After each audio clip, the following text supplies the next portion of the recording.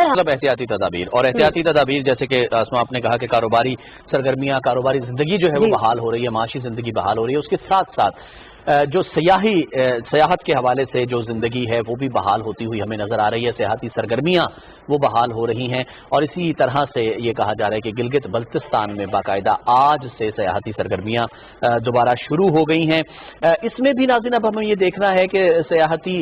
سرگرمیاں تو ڈیفینیٹلی شروع ہوئی ہیں اور یہ بہت اچھا اقدام ہے، سیاحوں کے لیے بہت اچھی خوشخبری ہے، لیکن اس کے ساتھ ساتھ اس میں بھی اب ہمیں احتیاط کا دامن ابھی کم از کم اس سیزن میں، اس سال ہمیں ہاتھ سے نہیں چھوڑنا ہے۔ اب گلگت بلتستان میں صحت سے متعلق جو سرگرمیاں شروع ہوئی ہیں، کس حد تک گلگت بلتستان پریپیئرڈ ہے اپنے آپ کو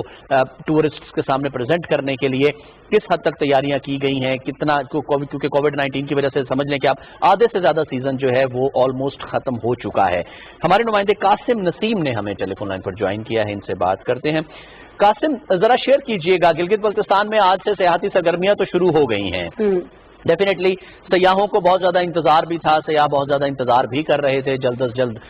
جو ہے وہ وزٹ بھی کرنا تھا، ٹورسٹ جو ہے وہ تو ڈیفینیٹلی گھر بیٹھنا نہیں چاہتے، وہ تو وزٹ کرنا چاہتے ہیں، اور سیزن آدھے سے زیادہ گزر بھی چکا ہے۔ تو ذرا یہ شیئر کیجئے گا کہ گلگت بلتستان کی گورنمنٹ اور جو ٹورزم ڈپارٹمنٹ ہے وہ کس حد تک تیار ہے اپنے یعنی سیاحوں کو کیٹر کرنے کے لیے، ان کی ضروریات اور ان کو سہولیات مہیا کرنے کے لیے۔ جی شکریہ۔ ایسا ہے کہ گلگت بلتستان میں اگرچہ جب سے یہ کورونا وائرس کا سلسلہ شروع ہوا تو اس پر قابو پانے کے لیے بہت زیادہ بہتر انتظامات کیے گئے، جس کو ملکی سطح پر بھی سراہا گیا،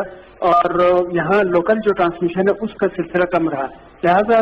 تب سے ہی یہ تیاری کا آغاز تھا کہ ٹورزم جب سیزن آئے گا تو سیاحوں کے لیے بھی بہتر مواقع دیے جائیں کہ وہ مختلف سائٹس پہ جا سکیں۔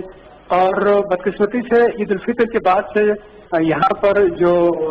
کورونا وائرس کے پھیلاؤ کے سلسلہ ہے اس میں تھوڑی بہت تیزی آئی تھی، اس لیے سیاحت کو کھولنے میں تھوڑی تاخیر ہو گئی۔ اب گورنمنٹ نے SOPs تیار کر لی ہیں اور ان کی تشہیر کے لیے مختلف جو ٹریول ایجنٹس ہیں، جو ہوٹلز ہیں اور جو ٹرانسپورٹ سے وابستہ دیگر جو ادارے ہیں اسٹیک ہولڈرز، ان سب کو یہ پرووائڈ کر دیا گیا ہے تاکہ وہ ان سے رابطہ کرنے والے جو ہمارے ملکی سیاح ہیں، غیر ملکی سیاح ہیں، ان کو ایجوکیٹ کر سکے اور وہ یہاں آئے تو انہیں بھی کوئی پریشانی نہ ہو، اور خدا نخواستہ وہاں سے کوئی مریض کی صورت میں آتا ہے تو یہاں پر بھی اس کی ٹرانسمیشن کم سے کم ہو۔ تو انہوں نے جو ایک اسپیشل ارینجمنٹ اس حوالے سے کی ہے وہ یہ ہے کہ ایک اسپیشل انہوں نے سلسلہ قائم کیا ہے، ایک سینٹر قائم کیا ہے ہیلتھ، یہ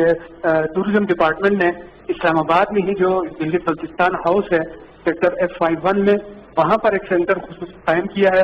اس میں رابطہ کرنا ہوگا جو سیاح گلگت بلتستان آنا چاہتے ہیں۔ اس کے لیے پہلی کنڈیشن یہ ہے کہ وہ اپنا جو کووڈ-19 کا نیگیٹو آنے کا پچھلے ایک ہفتے کا جو رپورٹ جو ہے اس کی کاپی وہاں جمع کرانی ہوگی، اور ہوٹل بکنگ کی تفصیلات وہاں دینا ہوگا، اور ساتھ ہی جو گلگت بلتستان کی جن جن علاقوں میں وہ جانا چاہتے ہیں ان کی تفصیلات بھی اس سینٹر کو انہوں نے قبل از وقت ہی پرووائڈ کرنا ہے۔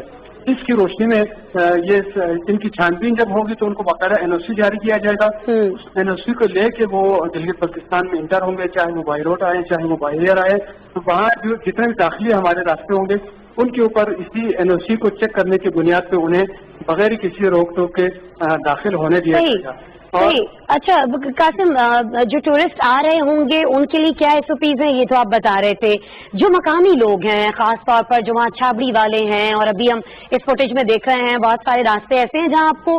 جانوروں پہ سوار ہو کے آگے جانا پڑتا ہے، جہاں گاڑیاں نہیں جا سکتی ہیں، پھر جو مقامی آبادی ہے یا جن سے ٹورسٹ انٹریکٹ کر رہے ہوں گے اپنی ٹریولنگ کے دوران، ان لوگوں کے لیے کیا SOPs ہیں اور کیا وہ ان SOPs سے واقف ہیں، اور اگر نہیں ہیں تو پھر انتظامیہ اس سلسلے میں کیا کر رہی ہے کہ ان تمام لوگوں کو بھی بتایا جائے کہ جب کوئی ٹورسٹ آئے گا تو آپ کو انہیں کس طرح سے ٹریٹ کرنا ہے اور SOPs کا کیسے خیال رکھنا ہے؟ جی، اس حوالے سے سب سے پہلے تو جو یہاں پہ جتنے ہوٹلز ہیں، گیسٹ ہاؤس ہے، ریسٹ ہاؤس ہیں، ان سب کو بھی یہ SOPs دیے گئے ہیں کہ وہ کس طرح اپنے آپ کو کووڈ-19 سے بچانا ہے، کس طرح کے گلوز کا استعمال کرنا ہے،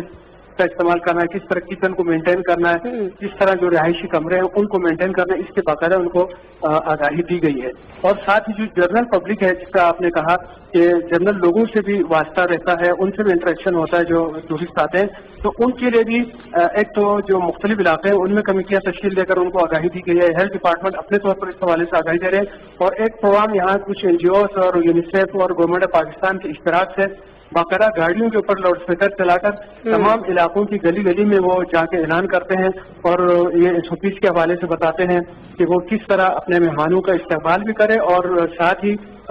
اپنے آپ کو بھی بچائے اور سیاحوں کو بھی بچائے. یعنی یہ دو طرفہ جو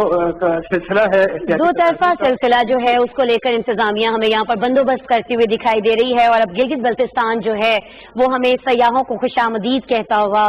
دکھائی دے گا, کیونکہ اس کے لیے تمام تیاریاں مکمل ہیں. قاسم نسیم, آپ آگاہ کر رہے تھے, بہت شکریہ آپ کی رپورٹنگ کے لیے. اور جی, جب